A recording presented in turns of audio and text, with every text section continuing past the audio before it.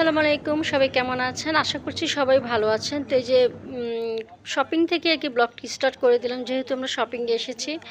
আসলে আমার বাসায় হচ্ছে আম্মুরা এসেছিলো, আর আম্মুর আসার পর দিনই হচ্ছে আমরা শপিংয়ে এসেছি। মেইনলি শপিংয়ে এসেছি হচ্ছে আন্তিকের জন্য ড্রেস কেনার জন্য। তো দেখছিলাম আর কি।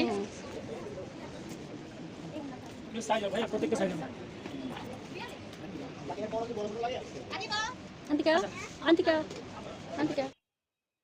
তো যাই হোক, আন্তিকার ড্রেস কিনা হয়ে গেছে, আর আন্তিকার অনেক পছন্দ হয়েছে, ও অনেক খুশি। জামা কিনে দিয়েছে আন্টিকে, নানুরা আনিকাকে ড্রেস কিনে দিয়েছে। আসো আসো, মামা আর কি ভয় পাচ্ছে সিঁড়ি দিয়ে নামতে। চলো। আর এখন হচ্ছে কসমেটিক সাইডে এসেছি কসমেটিক দেখার জন্য।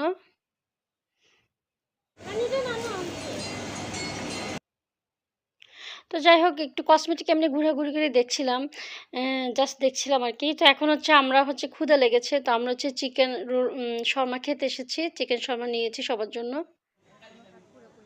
আর এই যে আমার আম্মুকে তো মানে গত কয়েকটা ব্লগে আমি দেখাইনি, কারণ আম্মুর তো হাত ভেঙে গিয়েছে, আমি আপনাদের সাথে বলেছিলাম। তো হাতটা এখনও অনেকটাই ভালো হয়েছে, বাট পুরোপুরি এখনও সোজা হয়নি।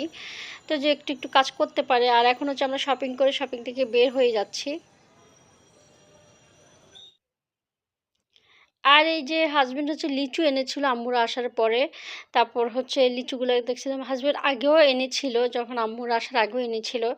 তো আম্মুরা আসার পর আবার লিচু এনেছে। আর এই যে সব হচ্ছে সিজনাল ফল, আম, লিচু, তারপর হচ্ছে তালের শাঁস, সব হচ্ছে সিজনাল ফল কেটে নিয়েছি আমি। আর এটা হচ্ছে শুক্রবার হচ্ছে আমি রান্না বান্না করছি, তো আমি এই যে সব কিছু রেডি করে নিচ্ছি। এখানে হচ্ছে গরুর মাংস ধুয়ে নিচ্ছি। আর এখানে হচ্ছে বেগুনও ধুয়ে নিয়েছি, আলু ধুয়ে নিয়েছি, সব কিছু রেডি করে নিয়ে এখন হচ্ছে রান্নাটা বসিয়ে দিয়েছি। তো এখানে হচ্ছে গরম মশলা দিয়ে পেঁয়াজ কুচি, তারপর হচ্ছে আদা রসুন বাটা দিয়ে দিচ্ছি, 4 টেবিল চামচের মতো আদা রসুন বাটা দিচ্ছি।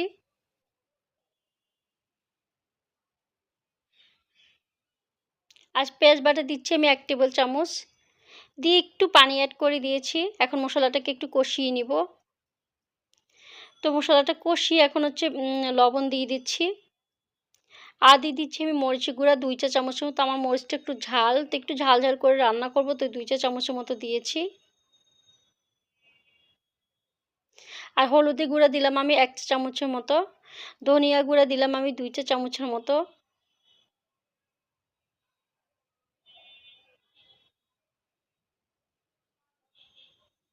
আর জিরা গুঁড়া দিলাম আমি 1 চা চামচের মতো। দিয়ে এখন আর কি মশলাগুলোকে ভালো করে একটু কষিয়ে নিব।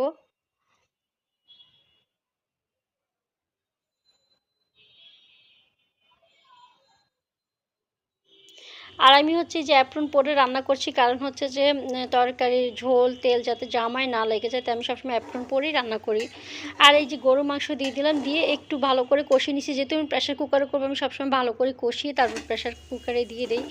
তো এই যে আমি 5 থেকে 6টা সিটি দিয়ে দিলাম। এখন হচ্ছে আমি এই যে কলিজাগুলো দিচ্ছি। কলিজা এনেছিল হাজবেন্ড, কলিজাগুলো গরম পানিতে সিদ্ধ করে ছোট ছোট পিস করে কেটে নিচ্ছি, ধুয়ে দিয়ে দিলাম। আর হচ্ছে আলু দিয়ে দিচ্ছি, দিয়ে আবার সব কিছু একসাথে হচ্ছে মিক্স করে নিচ্ছি। আর এখন 2 থেকে 3টা সিটি দিয়ে নিব। একটু আগে ভালো করে কষিয়ে নিচ্ছি সব কিছু। আর এই চুলায় হচ্ছে আমি এই যে বেগুন ভেজে নিচ্ছি, বেগুন ভাজি করছি।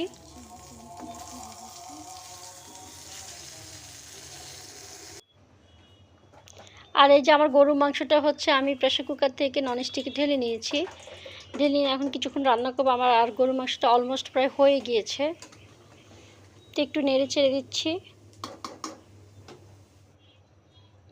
আর এখন কয়েকটা কাঁচা মরিচ দিয়ে দিলাম, আর দিয়ে দিলাম ভাজা জিরার গুঁড়া। আমার গরুর মাংসটা রান্না কমপ্লিট। আর এই চুলে হচ্ছে আমি পোলাও রান্না করে নিচ্ছি।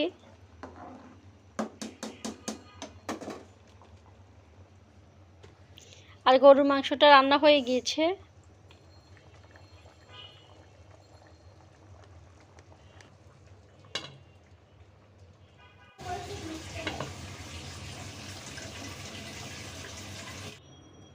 আর এই যে দেখেন কালারটা কত সুন্দর এসেছে। আর এটা হচ্ছে খাওয়ার আগে হচ্ছে আমি মাছ ভেজে নিচ্ছি। আর এখানে হচ্ছে বিকেল হচ্ছে বের হব, তো কসমেটিক সব কিছু বের করে নিয়েছি। আর সব কিছু দেখেন কেমন এলোমেলো করে রেখেছে, আমার বোন সাজছে, আমিও সাজছিলাম আমার বাইরে হচ্ছে মেয়েকে নিয়ে। বৃষ্টি হচ্ছে, মেঘ ডাকতেছে, আমরা বের হব, আর এই অবস্থার মধ্যে এই অবস্থা একদম। আর এই যে দেখেন এখন হচ্ছে রেডি হয়ে বসে আছি, বৃষ্টির জন্য বের হতে পারতেছি না, পুরো রেডি হয়ে বসে আছি সবাই আমরা। যাই হোক, বৃষ্টির উপেক্ষা করে আমরা বের হয়ে গিয়েছি। বের হয়ে আর কি একটু মেঘলা মেঘলা ছিল, বৃষ্টিও কমে গিয়েছিল, তাই আর কি বের হয়ে গিয়েছি। তো বের হয়ে আকাশটা দেখে, বাইরের ওয়েদারটা দেখে অনেক ভালো লাগছিল। তো ব্লগটি এই পর্যন্তই, আশা করি আপনাদের ব্লগটি ভালো লেগেছে। সবাই সুস্থ থাকবেন, ভালো থাকবেন। আবার নেক্সট কোনো ব্লগ নিয়ে হাজির হয়ে যাব। আল্লাহ হাফেজ।